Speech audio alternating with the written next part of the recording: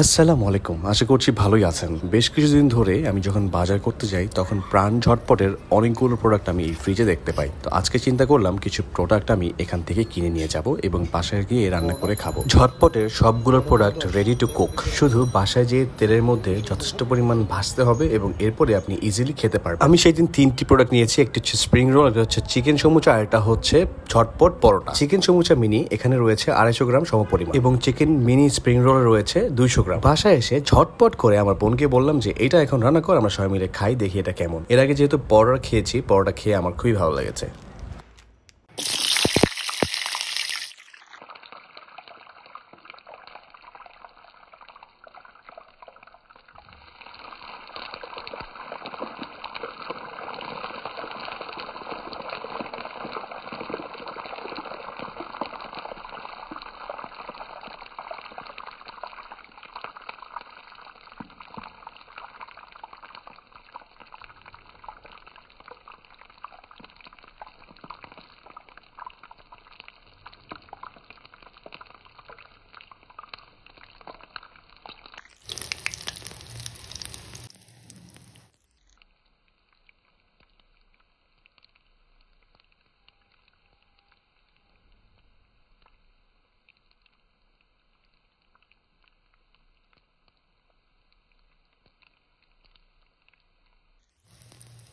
যথেষ্ট পরিমাণ তেল একটি কড়াইতে নিয়ে আপনি সহজেই প্রোডাক্টটি ছেড়ে দিবেন তেলের মধ্যে।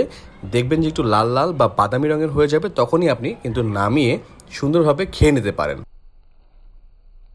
যদিও এই ফ্রেঞ্চ ফ্রাইগুলো কিন্তু এই প্যাকেটে ছিল না, এগুলো অন্যভাবে আলাদাভাবে রান্না করা হয়েছে।